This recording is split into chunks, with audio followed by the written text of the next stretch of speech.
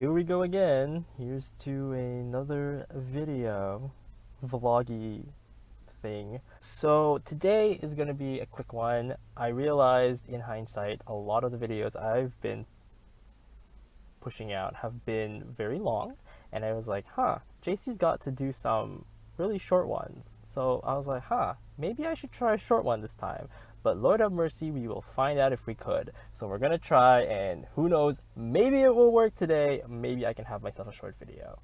Welcome back, everybody, to the Off Studio, where we talk about me and not JC, because this is my half of the show and not hers. Well, at least every Monday. So, with that being said, hi, I am trying to find where my camera is on this phone for some reason.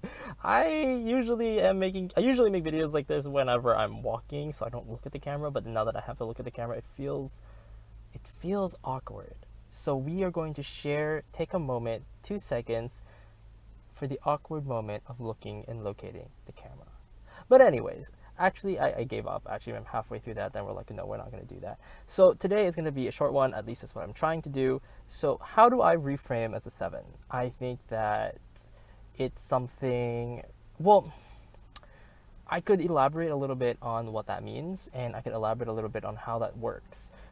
It's hard to think about it because it's something I do all the time. Basically, this is going to be an offshoot of what I have been talking about back on Twitter. I did make a thread about realizing that I do a pep talk every morning to get out of bed every morning. I figured that this is something that I don't know if it's necessarily a 7 thing, but it's almost an instinctual thing now that I'm doing it. I realize that it's something that happens. And so, what is it that I do? And I was like, well, let's talk about it. And then hopefully, if this is something that let's talk about what it is that I do in order to get out of bed in the morning.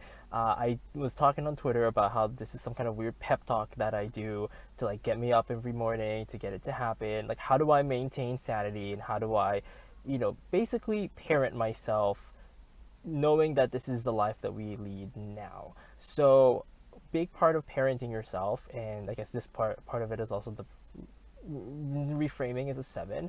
A lot of the things that I talk about or think about when I'm in bed or when I'm about to get out of bed and, off to see the world is basically kind of think about what I could do in the day and also what I need to do in the day.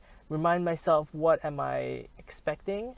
And if I was not expecting anything, I would pretty much think about what about myself do I still want to change, alter, shift, or maximize even. There's a lot of that going on. I feel like we don't talk to ourselves as much as we would like to. And this is actually a good clear example because I don't do this enough. I don't really know what that's like, and usually it takes kind of a vloggy this situation for us, you and the audience, to get along with whatever this is turning out into be. And so that's what it's going to be. We are going to talk about how do we reframe and make sense of things in our lives as a type 7. And it is a chock full of a lot of brain power. It is so much brain power. I have not really fully conceptualized just how much thinking I actually go about my daily business.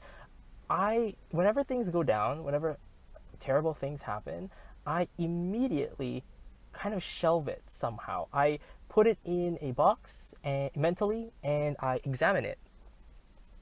And it is a little bit different from 5s because as much as I think a 5 detaches completely, I don't detach. I am very. That's a train.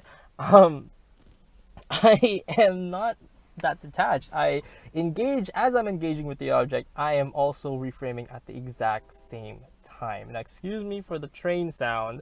I feel like that could ruin the mood, but I feel like I've already ruined it. I am a ruiner of moods, by the way. Like, you have me in a room, I automatically diffuse tension. That's just my existence. But regardless, we're going to talk about it.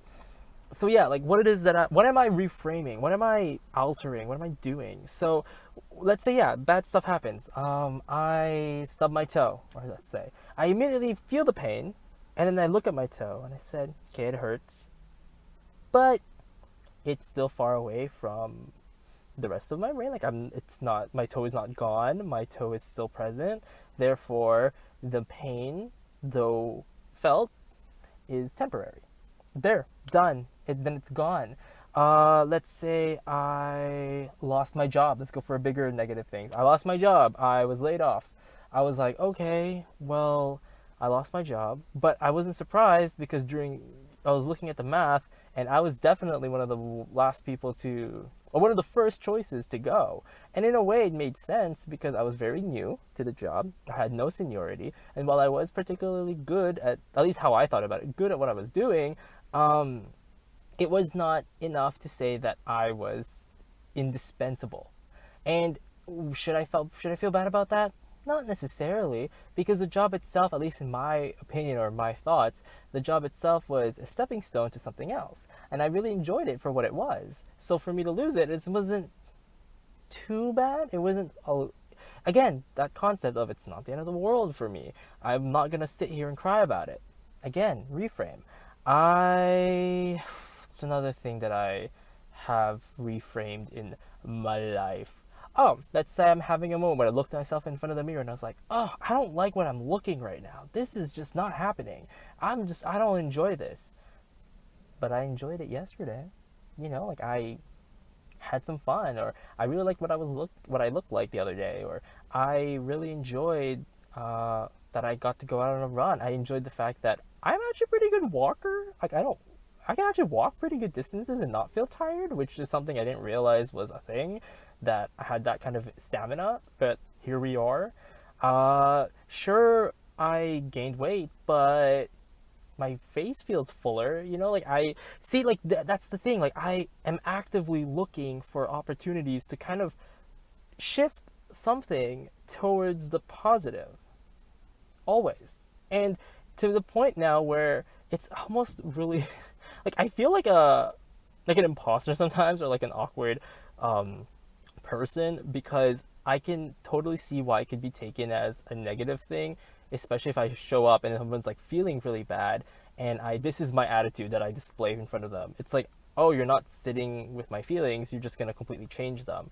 And I think I've burned so many people unintentionally because of what I said.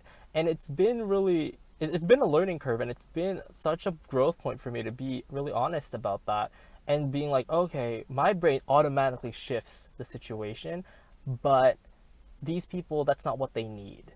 And knowing about that, that's their life and that's their space and that's their reality, and I need to respect that, has been very big on keeping my connections and bonds and relationships at a more peaceable level, to be more accepting. I didn't think that my attitude at the time would actually cause people to be like that, but I was like, that is fascinating.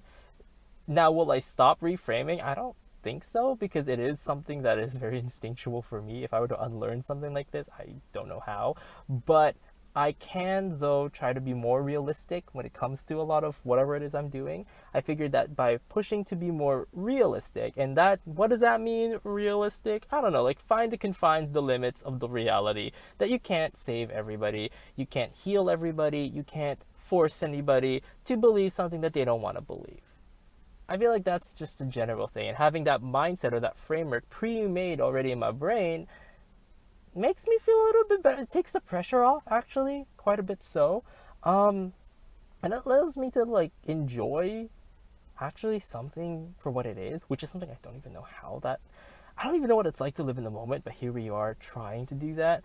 So instead of being so rejectful of the fact that, oh, it's impossible for me to know the moment, I know, I'll just age and it'll never happen, I'm like, hey, why not? Let's try it. Because what have I got to lose? What have I got to completely lose? That I get to sit down here and smell a flower? Like, is that really a loss? I don't know. Like, again, figuring it out. And so, yeah. Thanks again for watching. You guys got to hear this really short me blobbling, blah, blah. And so, with that being said, thanks again. Enjoy the rest of your day. And stay tuned for JC's video later in the week. And, yeah. Bye.